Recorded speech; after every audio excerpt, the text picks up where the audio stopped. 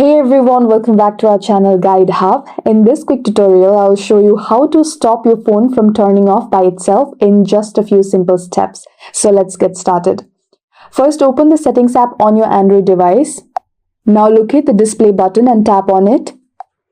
This is where we control the screen timeout and prevent your phone from turning off automatically.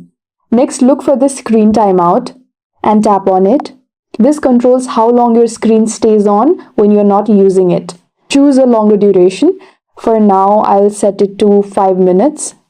If your phone still turns off, it might be due to battery saver mode. To check this, go to Settings and locate the button called Battery.